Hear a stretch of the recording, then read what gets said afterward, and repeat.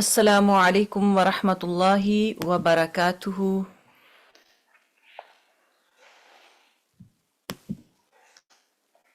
جی آج ہم سٹارٹ کریں گے کہ ہاؤ ٹو پرفارم صلاح، نماز کیسے ادا کرنی ہے، نماز کا طریقہ انشاءاللہ۔ تو اس میں ایک حدیث ہے جس میں 11 صحابہ کرام کی شہادت یعنی وہ گواہی دیتے ہیں کہ آپ صلی اللہ علیہ وسلم نے کس طرح نماز ادا کی۔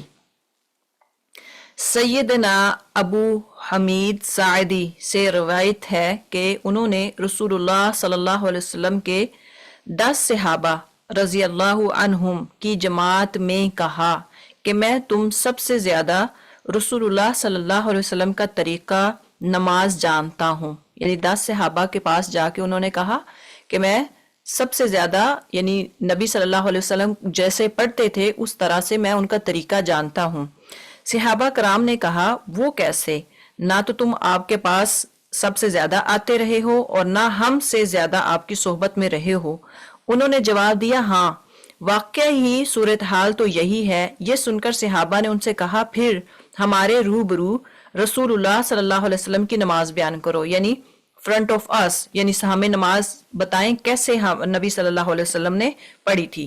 سیدنا ابو حمید رضی اللہ تعالی عنہ نے کہا جب رسول اللہ صلی اللہ علیہ وسلم نماز کے لیے کھڑے ہوتے تو اپنے دونوں ہاتھ کندھوں کے برابر اٹھاتے، پھر تکبیر تحریمہ کہتے، پھر قرآن پڑھتے، پھر رکوع کے لیے تکبیر کہتے اور اپنے دونوں ہاتھ کندھوں کے برابر اٹھاتے، پھر رکوع کرتے اور اپنی ہتھیلیاں اپنے گھٹنوں پر رکھتے، پھر رکوع کے دوران کمر سیدھی کرتے، پس نہ اپنا سر جھکاتے اور نہ بلند کرتے، پیٹھ اور سر ہموار رکھتے، یعنی ایکول ان کا بیک جو ہے اور سر دونوں ایکول ہوتا، اور پھر اپنا سر رکوع سے اٹھاتے تو کہتے سمع اللہ لمن حمدہ، پھر اپنے دونوں ہاتھ اٹھاتے یہاں تک کہ انہیں اپنے کندھوں کے برابر یعنی شولڈر کے برابر کرتے اور قومے میں اطمینان سے سیدھے کھڑے ہو جاتے، یعنی جب سمع اللہ لمن حمدہ کہا جاتا ہے تو پھر بالکل سٹریٹ کھڑے ہونا ہے اور اللہ اکبر کہتے، پھر زمین کی طرف سجدے کے لیے جھکتے، پس اپنے دونوں ہاتھ اور پہلو اور زمین سے دور رکھتے، یعنی اپنے ہاتھ اور جو یہ ہوتے ہیں نا بازو، یہ زمین سے دور رکھتے اور اپنے دونوں پاؤں کی انگلیاں کھولتے اس طرح کہ انگلیوں کے سر قبلہ رخ ہوتے۔ جب سجدے میں جاتا انسان تو دونوں جو پاؤں ہے ان کی انگلیاں بالکل سجدہ رخ کرنی ہے، پھر اپنا سر سجدے سے اٹھاتے اور اپنا بایاں پاؤں موڑتے یعنی بچھا لیتے، پھر اس پر بیٹھتے اور سیدھے ہوتے یہاں تک کہ ہر ہڈی اپنی جگہ پر آ جاتی، بڑے اطمینان سے جلسہ میں بیٹھتے۔ جلسہ ہوتا ہے جہاں جب سجدے سے اٹھتے ہیں تو اس دوران جب بیٹھا جاتا ہے اس کو جلسہ بیٹھنے کو کہتے ہیں۔ پھر دوسرا سجدہ کرتے، پھر اللہ اکبر کہتے اور اٹھتے اور اپنا بایاں پاؤں موڑتے، پھر اس پر بیٹھتے اور دل جمعی سے اعتدال کرتے یہاں تک کہ ہر ہڈی، یعنی جب سیکنڈ سجدہ کرنا ہے اس کے بعد بھی اطمینان سے بیٹھنا ہے، فوراً سجدے سے اوپر نہیں اٹھتے تھے، یہاں تک کہ ہر ہڈی اپنے ٹھکانے پہ آ جاتی، اطمینان سے جلسہ استراحت میں بیٹھتے، پھر دوسری رکعت کے لیے کھڑے ہوتے، پھر اسی طرح دوسری رکعت میں کرتے، پھر جب 2 رکعت پڑھ کر کھڑے ہوتے تو اللہ اکبر کہتے اور اپنے دونوں ہاتھ کندھوں کے برابر اٹھاتے جیسے نماز کے شروع میں تکبیر اولا کے وقت کیا تھا، یعنی پہلی جب تک تکبیر کہی تھی اس وقت اس کو تکبیر اولا یا تکبیر تحریمہ بولتے ہیں۔ تو جیسے اللہ اکبر کیا ویسے ہی سیکنڈ رکعت میں جب 2 رکعت پڑھنی ہے تو اس کے بعد کھڑے ہونا ہے، تب بھی سیم آپ نے اللہ اکبر کہتے ہوئے ہاتھ اٹھانے، پھر اسی طرح اپنی باقی نماز میں کرتے یہاں تک کہ جب وہ سجدہ ہوتا جس کے بعد سلام ہے، آخری رکعت کا دوسرا سجدہ، جس کے بعد بیٹھ کر تشہد درود اور دعا پڑھ کر سلام پھیرتے تھے، اپنا بایاں پاؤں دائیں پنڈلی کے نیچے سے باہر نکالتے اور بائیں جانب کولہے یعنی زمین پر بیٹھتے، یعنی جو رائٹ ہے اس کو آپ کھڑا کرنا ہے اور جو لیفٹ पाँव है आपका उसको आपने नीचे वाली टांग के नीचे से यानी जो राइट जो लेग है उसके नीचे से गुजारना है। ये इंशाल्लाह प्रैक्टिकल करके दिखाएंगे। ये सुनकर इन सहाबा ने कहा, ए अबू हमीद साइदी, तूने सच कहा है। रसूलुल्लाह सॉरी फिर क्या कहते, जब बैठते फिर सलाम फेरते। ये सुनकर इन सहाबा कराम ने कहा, ए अबू हमीद साइदी, तूने सच कहा है। रसूलुल्लाह सल्लल्लाहु अलैहि वसल्लम इसी तरह नमाज पढ़ा करते थे।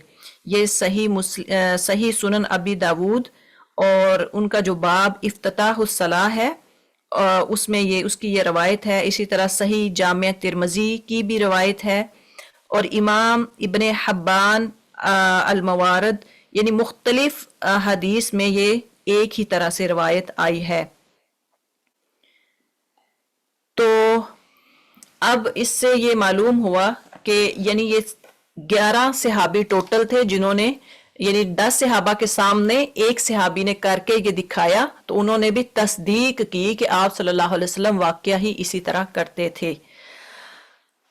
अब इसको हम इंशाल्लाह वन बाय वन करेंगे एक एक चीज को।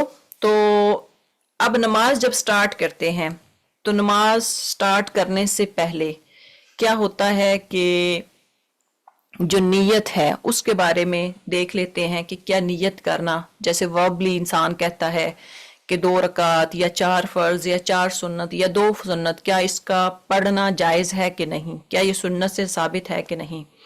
तो हदीस में आता है इन्नमल अमालु बिन्नियात, अमलों का दारोबदार नीयतों पर है। यानी आपका जो कोई भी एक्शन है, कोई भी अमल है, वो डिपेंड किस पे करता है, आपकी नीयत पर, आपकी इंटेंशन पर।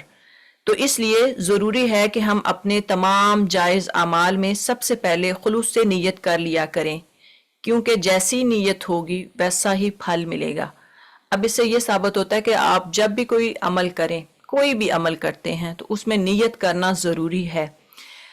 इसी तरह हज़रत अबू हुरैरा रज़ी अल्लाह ताला अन्हु रवायत करते हैं कि रसूल सल्लल्लाहु अलैहि वसल्लम ने फरमाया, एक शहीद अल्लाह के सामने क़यामत को लाया जाएगा। अल्लाह उससे पूछेगा कि तूने क्या अमल किया। वो कहेगा, मैं तेरी राह में लड़कर शहीद हुआ। अल्लाह फरमाएगा, तू झूठा है, बल्कि तू इसलिए लड़ा कि तुझे बहादुर कहा जाए, लोग तुझे कहें कि ब्रेव है। तो और तुझे कह दिया गया, लोग तुझे कहते भी रहे कि वो कितना बहादुर, कितना ब्रेव था कि वो अल्लाह की राह में लड़ता लड़ता शहीद हो गया। तुझे तेरा सिला मिल गया, यानी दुनिया में जो तुम चाहते थे कि मैं फेमस हो जाऊं, तुम्हें वो मिल गया। अब मुझसे क्या चाहता है? फिर मुंह के बल घसीट कर उसे आग में डाल दिया जाएगा। अस्तगफिरुल्लाह। देखें शहादत कैसा रुतबा है कि इंसान जब शहीद होता है तो वो जन्नत में जाता है, लेकिन उसकी भी नीयत को देखा जाएगा, उसकी भी इंटेंशन पे उसका अमल जो है वो इन्हिसार करता है कि उसकी इंटेंशन क्या थी। कि लोग मुझे जो बहादुर कहें, लोग मुझे कहें कि ये बहुत ही ज़्यादा बहादुर है, लड़ता लड़ता शहीद हो गया, या एक ऐसा शहीद जो सिर्फ खालिसतन अल्लाह के लिए लड़ता है और शहीद होता है, दोनों में फ़र्क है। इसी तरह एक आलम जिसने इल्म शोहरत की नीयत से पढ़ा और पढ़ाया था, अल्लाह के हुजूर पेश करके जहन्नम में झोंक दिया जाएगा। जिसने सिर्फ इल्म हासिल इसलिए किया कि लोग मुझे आलिम कहें, लोग मुझे हाफिज कहें, तो उसको भी जहन्नम में झोंक दिया जाएगा। फिर एक शोहरत की गरज से सखावत करने वाला, यानी एक चैरिटी करने वाला एक आदमी इसलिए करता है चैरिटी कि लोगों में मैं फेमस हो जाऊं कि ये बहुत ज्यादा जनरस है, तो उसका जो माल, वो जो मालदार है, उसको भी यही उसके साथ भी हशर होगा। तो इस रवायत के मुतालिक भी आता है कि सही मुस्लिम की ये रवायत है कि इससे मालूम हुआ कि दिलों के राज सिर्फ अल्लाह ही जानता है और उसी के हाथ में हर नेको बद का उखरवी अंजाम है। अल्लाह को पता है कि क्या उसकी इंटेंशन उस बंदे की क्या है। तो इसलिए जब भी नमाज पढ़ें तो दिखावा नहीं करना चाहिए, इससे ये साबित होता है। दूसरा जो इंटेंशन है, जो एक वर्ब यूज करते हैं, अल्फाज बोलते हैं कि खास जैसे 2 रकात नमाज या 4 रकात या फलां जगह पे खड़ा हूं, ये किसी भी सही रिवायत से साबित नहीं है। ये नोट कर लीजिएगा کسی بھی صحیح روایت سے ثابت نہیں ہے۔ امام ابن تیمیہ رحمہ اللہ فرماتے ہیں کہ الفاظ سے نیت کرنا علماء مسلمین میں سے کسی کے نزدیک بھی مشروع نہیں، یعنی شرعی نہیں ہے، کوئی بھی کسی بھی اسکالر کے نزدیک جو شرعی نہیں ہے۔ رسول اللہ صلی اللہ علیہ وسلم آپ کے خلفائے راشدین میں 4 خلیفہ آتے ہیں، حضرت ابو بکر، حضرت عمر، حضرت عثمان اور حضرت علی رضی اللہ تعالی عنہم۔ تو ان چاروں یعنی خلفائے راشدین اور دیگر صحابہ نے اور نہ ہی اس امت کے سلف اور آئمہ میں سے یعنی جو اسکالرز ہیں ان کے بعد ان میں سے بھی کسی نے الفاظ سے نیت نہیں ادا کی، ٹھیک ہے۔ تو عبادات میں مثلا وضو، غسل، نماز، روزہ اور زکوٰۃ وغیرہ میں جو نیت واجب ہے وہ تمام جو ہے وہ نیت صرف دل کی ہے، دل کی نیت ہے۔ آپ کے دل میں ہے کہ میں سنت پڑھنے لگا ہوں، میں 2 رکعت یا 4 رکعت پڑھنے لگا ہوں، یا فجر کی نماز ہے یا ظہر یا عصر کی نماز ہے، آپ کے دل میں جو ہے وہی ملے گا انشاءاللہ۔ باقی جو بول کے نیت کی جاتی ہے وہ کہیں بھی ثابت نہیں ہے۔ ایون حافظ ابن قیم رحمہ اللہ اسے بدعت قرار دیتے ہیں کہ جو الفاظ بول کے کہتے ہیں نا تو یہ بدعت ہے۔ اتنا ہوا۔ اس کے بعد اب دیکھیں کہ نماز اگر کوئی بیٹھ کے پڑھتا ہے یا کھڑے ہو کے پڑھتا ہے تو اس کے بارے میں بھی کہ آپ صلی اللہ علیہ وسلم صحابہ جو ہے وہ انہوں نے بھی دیکھا کہ آپ صلی اللہ علیہ وسلم نے کس طرح سے نماز پڑھی، دونوں طریقوں سے، لیکن انشاءاللہ وہ آپ کو بتاتے ہیں کہ سیدنا عمران بن حسین رضی اللہ تعالی عنہ بیان فرماتے ہیں مجھے بواسیر کی تکلیف تھی، پائلز تھے ان کو، تو نبی صلی اللہ علیہ وسلم نے فرمایا صلی قائمہ، کھڑے ہو کر نماز ادا کرو، فَإِن لَمْ تَسْتَطِعْ فَقَاعِدًا، اگر طاقت نہ ہو تو بیٹھ کر، فَإِن لَمْ تَسْتَطِعْ فَعَلَى جَنْبٍ، اگر بیٹھ کر بھی ادا کرنے کی طاقت نہ ہو تو پھر لیٹ کر نماز ادا کر لو۔ تو یہ بہرحال یہ اس شخص کے لیے کہ جو بیماری کی حالت میں ہے یا بہت زیادہ ویک ہے تو وہ اگر کھڑے ہو کے نماز نہیں پڑھ سکتا تو وہ چیئر پہ بیٹھ کے یا ویسے زمین پہ بیٹھ کے بھی نماز ادا کر سکتا ہے۔ نبی صلی اللہ علیہ وسلم نے دیکھا کہ کچھ لوگ بیٹھ کر نفل نمازیں ادا کر رہے ہیں، آپ نے فرمایا بیٹھ کر نماز ادا کرنے والے کو کھڑے ہو کر نماز ادا کرنے والے کی نسبت نصف ثواب ملے گا۔ لیکن اس میں یہ دیکھیے گا اگر کوئی اچھا بلا ہے، صحت ٹھیک ہے، اس کے باوجود وہ بیٹھ کے نماز پڑھ رہا ہے تو اس کے جو کھڑا ہو کے نماز پڑھتا ہے اس کے مقابلے میں جو بیٹھ کے نماز پڑھے گا اس کا ثواب جو ہے وہ ہاف ملے گا۔ تو اس کی بھی جو روایت ہے صحیح سنن ابی داود میں، یہ حدیث نمبر 1230 ہے۔ تو بہرحال جب نبی صلی اللہ علیہ وسلم کی عمر زیادہ ہو گئی اور جسم بھاری ہو گیا تو آپ نے جائے نماز کے قریب ایک ستون تیار کرایا جس پر آپ نماز کے دوران ٹیک لگاتے تھے۔ تو یہ آپ کو پہلے میں نے بتایا کہ اگر شرعی عذر ہے، آپ کی طبیعت صحیح نہیں ہے یا آپ ویک ہیں تو اس صورت میں آپ بیٹھ کے نماز پڑھ سکتے ہیں۔ نبی صلی اللہ علیہ وسلم رات کا بڑا حصہ کھڑے ہو کر نوافل ادا کرتے اور کبھی بیٹھ کر، جب قرات کھڑے ہو کر فرماتے تو رکوع بھی کھڑے ہو کر کرتے، اور جب بیٹھ کر قرات فرماتے تو اسی حالت میں رکوع بھی فرماتے تھے۔ یہ بھی روایت جو ہے صحیح مسلم میں ہے، حدیث نمبر 730۔ اور جب کبھی آپ صلی اللہ علیہ وسلم بیٹھ کر قرات فرماتے، جب قرات سے 30 یا 40 آیات باقی ہوتی تو آپ کھڑے ہو کر ان کی تلاوت فرماتے، پھر حالت قیام سے رکوع میں چلے جاتے، دوسری رکعت میں بھی آپ کا یہی معمول ہوتا۔ یہ بھی صحیح بخاری کی روایت ہے 1119۔ تو بہرحال یعنی اگر آپ کھڑے ہو کے نماز پڑھ رہے ہیں تو اسی صورت میں آپ رکوع کریں گے، اگر آپ بیٹھ کے نماز پڑھ رہے ہیں تو بیٹھ کے ہی آپ رکوع کریں گے۔ تو یہ نہیں کہ رکوع کے لیے آپ کھڑے ہو جائیں۔ اور دوسری صورت یہ تھی آپ صلی اللہ علیہ وسلم اس طرح سے کرتے تھے کہ بیٹھ کے قرات جیسے ہوتا ہے نا، آپ تراویح پڑھ رہے ہیں لیکن آپ کمزور ہیں، آپ بیمار ہیں، یہ بخار ہوا ہے یا کوئی بھی ڈیزیز کی صورت میں، تو آپ بیٹھ کے پڑھ رہے ہیں تو آپ دیکھتے ہیں کہ قرات بہت لمبی ہے، امام نے آدھا سپارہ یا کوارٹر پڑھنا ہے، تو اس صورت میں آپ دیکھتے ہیں کہ آپ تھوڑی سی رکعت جو آیات ہے وہ رہ گئی ہیں، تو اس صورت میں پھر آپ کھڑے پہلے بیٹھے ہوئے تو اس کے بعد آپ کھڑے ہو سکتے ہیں، اور کھڑے ہو کے اگر 2-4 آیات یا 10-12 آیات آپ کھڑے ہو کے پڑھتے ہیں، باقی پھر رکوع میں اسی صورت میں آپ کھڑے ہو کے ہی رکوع میں پھر جیسے نارملی آپ جاتے ہیں اسی طرح سے جائیں گے۔ یہ بھی طریقہ جیسے ابھی میں نے حدیث بتائی ہے، صحیح بخاری کی حدیث، تو آپ اس طرح سے بھی کر سکتے ہیں۔ اسی طرح سے اب سترہ جو ہے، آگے جو سترہ رکھا جاتا ہے اس کے بارے میں کہ کیا حکم ہے۔ امام ہو یا آپ اکیلے پڑھ رہے ہوں، اپنے آگے سترہ رکھ کر نماز ادا کریں۔ نبی صلی اللہ علیہ وسلم نے ایسا ہی کرنے کا حکم دیا ہے۔ سترہ کس کو کہتے ہیں؟ دیوار، ستون یا کوئی اور چیز بھی ہو سکتی ہے۔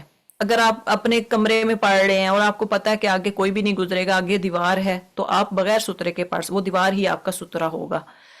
تو اسی طرح سے اگر آپ کھلی جگہ پہ پڑھ رہے ہیں اور آپ کے آگے کئی بہت زیادہ سپیس ہے، جیسے مساجد وغیرہ میں ہوتا ہے، تو آپ اکیلے ہیں اور کافی پیچھے کھڑے ہیں اور آگے کافی کھلی جگہ ہے، آپ کو خطرہ ہے کہ آگے سے لوگ گزریں گے، تو اس صورت میں آپ نے سترہ ضرور رکھنا ہے۔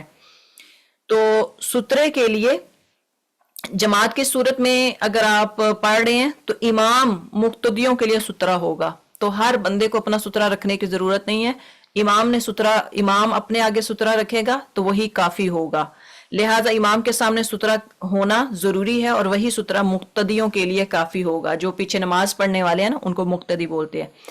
آگے نیکسٹ ہے تکبیر اولا۔ تکبیر اولا یعنی قبلہ کی جانب منہ کر کے جب آپ نماز سٹارٹ کرنے لگے ہیں، تو یہ حدیث بھی آپ دیکھ رہے ہیں، ان حمید دین الساعدی یقول کان رسول اللہ صلی اللہ علیہ وسلم اذا قام الى الصلاة استقبل القبلة ورفع يديه وقال اللہ اکبر۔ حمید سعدی رضی اللہ تعالی عنہ سے روایت ہے، انہوں نے فرمایا رسول اللہ صلی اللہ علیہ وسلم جب نماز کے لیے کھڑے ہوتے قبلے کی طرف منہ کرتے اور اپنے دونوں ہاتھ اٹھاتے اور کہتے اللہ اکبر، یعنی میننگ کیا ہے؟ اللہ سب سے بڑا ہے۔ اب ہاتھ کہاں تک اٹھانے ہیں جب آپ نے نماز پڑھنی ہے؟ تو اس صورت میں حدیث ہے حضرت عبداللہ بن عمر رضی اللہ تعالی عنہما سے، کہتے ہیں رأیت رسول اللہ صلی اللہ علیہ وسلم، میں نے رسول صلی اللہ علیہ وسلم کو دیکھا، اذا قام فی الصلاة رفع یدیہ، کہ میں نے دیکھا رسول اللہ صلی اللہ علیہ وسلم کو جب وہ نماز کے لیے کھڑے ہوتے ہیں تو رفع یدیہ، انہوں نے اپنے ہاتھوں کو اٹھایا، ید کہتے ہیں ایک ہاتھ کو، یدئی دونوں ہاتھوں کو، حتیٰ یہاں تک کہ یکونا حذو منکبیہ، یہ اپنے کندھوں کے، یعنی اپنے دونوں ہاتھوں کو کندھوں تک اٹھایا، شولڈر تک اٹھایا۔ اور اسی طرح سے ایک اور روایت میں بھی آتا ہے کہ آپ صلی اللہ علیہ وسلم نے اپنے دونوں ہاتھوں کو اپنے کانوں تک اٹھایا۔ دونوں طرح سے روایت ہے، تو دونوں طریقے سے آپ پڑھ سکتے ہیں نماز۔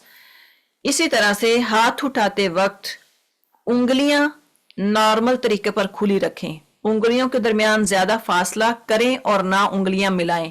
جیسے جب آپ اللہ اکبر کہتے ہیں تو آپ دیکھتے ہیں کہ آپ نے دونوں ہاتھوں کو یا تو آپ نے شولڈر تک اٹھانا ہے یا آپ نے کیا کرنا ہے، کانوں تک اٹھانا ہے، دو طریقے ہیں۔ دوسرا، نہ تو بالکل آپ نے دونوں انگلیوں کو اس طرح سے ملا لینا ہے، نہ آپ نے دونوں ہاتھوں کو اس طرح انگلیاں جو ہے سپریڈ کرنا ہے، بلکہ نارملی جیسے نارمل آپ رکھتے ہیں اسی طرح سے تھوڑی سی کھلی ہوں گی اور آپ نے نماز ادا کرنی ہے۔ ٹھیک ہے، اس کا اگر میں آپ کو کر کے بھی دکھا دوں تو سمجھنے میں آسانی ہوگی انشاءاللہ آپ کو۔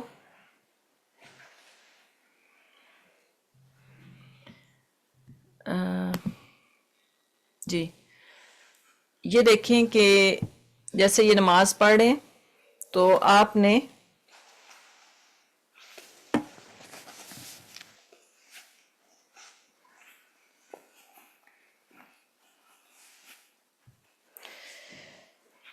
یہ دیکھیں جب آپ نے اللہ اکبر کہنا ہے، یہ شولڈر ہیں، یا تو آپ کے ہاتھ اس یا ایسے شولڈر تک ہوں گے، اور یا آپ کے ہاتھ اس طرح سے، یہ جو کان ہے، کان اس کا نیچے والا حصہ جو ہے نا کان کا، یہاں تک آپ اٹھا سکتے ہیں، ٹھیک ہے؟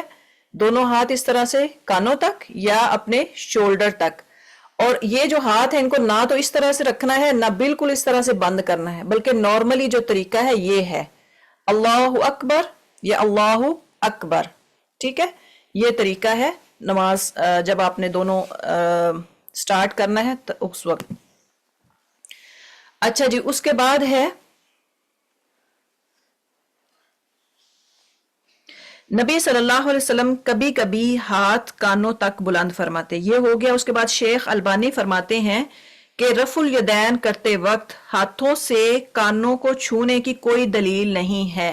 کچھ لوگ کرتے ہوں گے، بہرحال یہ کرنا جو ہے نا یہ بدعت ہے. تو کانوں کو چھونا یعنی ان کو ٹچ کرنا وغیرہ ایسا کچھ بھی ثابت نہیں ہے. اسی طرح سے اللہ اکبر جب کہہ دیا، دونوں ہاتھوں کو اٹھا دیا، اس کے بعد کیا طریقہ ہے، کہاں رکھا جائے گا ہاتھوں کو؟ تو اس کے مطابق حدیث کان رسول اللہ صلی اللہ علیہ وسلم یدع یدہ الیمنی علی یدہ الیسری. رسول اللہ صلی اللہ علیہ وسلم نماز کے دوران میں اپنا دایاں ہاتھ یعنی رائٹ ہینڈ لیفٹ ہینڈ کے اوپر رکھتے، بائیں ہاتھ کے اوپر رکھتے اور انہیں اپنے سینے پر باندھا کرتے تھے. آپ پکچر میں بھی دیکھ رہے ہیں دو طریقے. ایک تو یہ ہے کہ ایک ہاتھ کو، رائٹ ہاتھ کو لیفٹ کے اوپر رکھنا ہے. دوسرا جو ہے یہ ہے کہ وائل بن حجر رحمہ اللہ رضی اللہ تعالیٰ عنہ کہتے ہیں کہ میں نے رسول اللہ صلی اللہ علیہ وسلم کی معیت میں، معیت کہتے ہیں ان کے ساتھ نماز پڑھی، تو آپ نے اپنا دایاں ہاتھ بائیں کے اوپر رکھا اور سینے پر رکھا. ایک تو ہے کہ ایک ہاتھ کو دوسرے ہاتھ پر رکھنا، اور دوسرا ہے سیدنا سہل بن سعد سے روایت ہے کہ لوگوں کو رسول اللہ صلی اللہ علیہ وسلم کی طرف سے یہ حکم دیا گیا نماز میں دایاں ہاتھ بائیں زرا کہتے ہیں کلائی، جو ریسٹ جو یہ ریسٹ ہے آپ کی ریسٹ ہے سوری، اس کے اوپر رکھنا. یہ بھی حدیث جو ہے آپ کو صحیح بخاری کی حدیث ہے، باب ہے اذان کا، حدیث نمبر ہے 740، اور باب ہے وضع الیمنی علی الیسری فی الصلاۃ، یعنی ہاتھ کو رکھنا دائیں کو بائیں کے اوپر نماز میں. تو یعنی جو آپ کی جو کلائی ہے اس پہ بھی جائز ہے کہ نماز میں دایاں ہاتھ بائیں ہاتھ کی کلائی پہ رکھنا، ٹھیک ہے؟ جو آپ کی رسٹ ہے وہاں پہ رکھنا یہ بھی جائز ہے. اور دوسرا جو ہے وہ ہاتھ کو ہاتھ پہ رکھنا، یہ بھی طریقہ صحیح ہے. اب اس میں وہ کیسے رکھیں گے اور انگلیاں آپ کی کہاں پہ ہونی چاہیے؟ جب آپ ہاتھ کو دوسرے ہاتھ پہ رکھ رہے ہیں تو آپ کے ہاتھ کی جو انگلیاں ہیں وہ کہاں ہوں گی؟ جی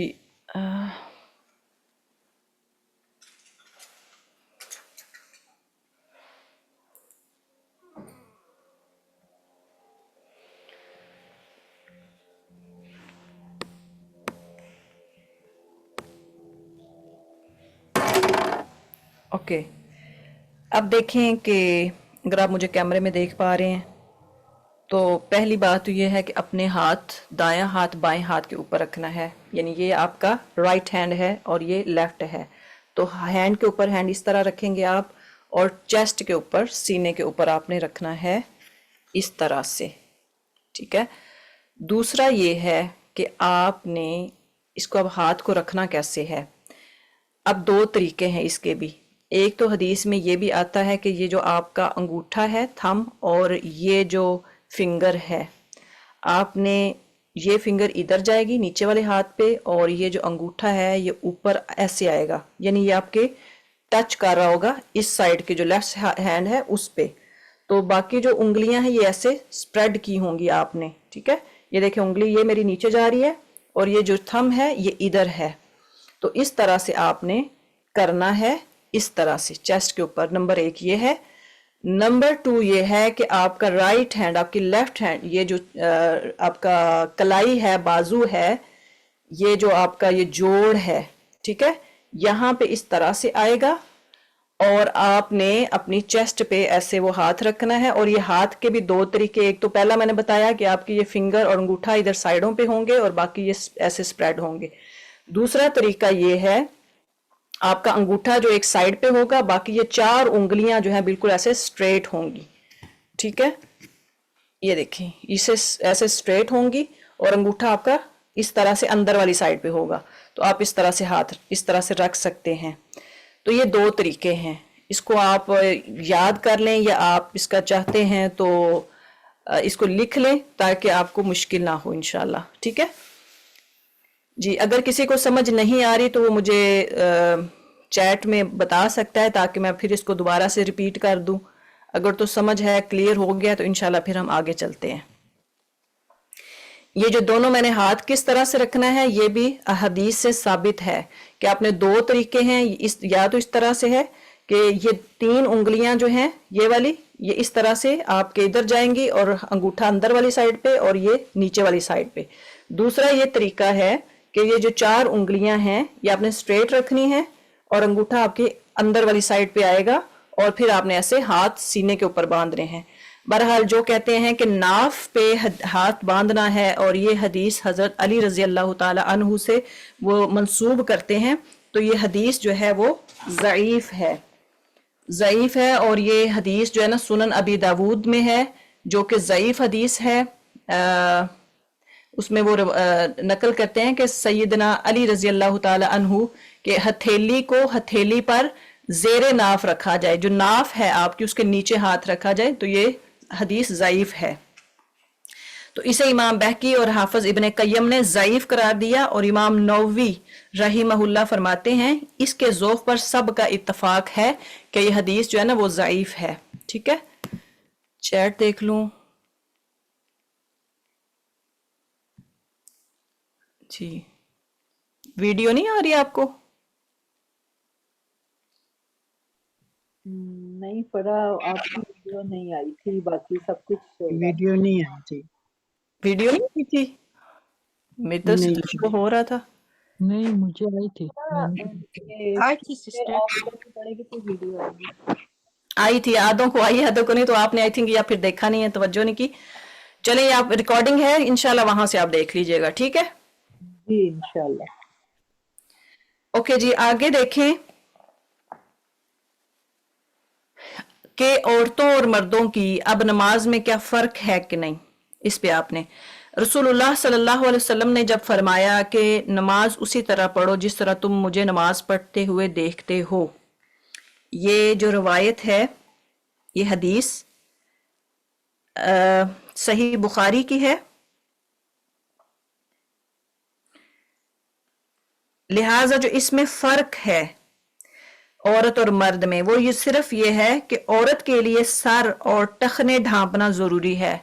یعنی عورت جو ہے وہ دوپٹہ لے گی، اپنے بال سر وغیرہ کور کرے گی، اور دوسرا جو ہے نا اس کا جو ٹخنے ہیں، ٹھیک ہے، ان کی جو ٹراؤزر ہے وہ اس کے جو ٹخنے ہیں اس کے نیچے ہوں گے، یعنی شلوار اوپر نہیں ہوگی جس طرح کے مردوں کی ہوتی ہے. اور مرد جو ہیں وہ اپنی جو شلوار ٹراؤزر وغیرہ جو بھی پہنتے ہیں وہ اوپر ٹخنوں سے اوپر ہونا چاہیے. بس یہ فرق ہے، باقی عورت اور مرد کی نماز میں کوئی بھی فرق نہیں ہے.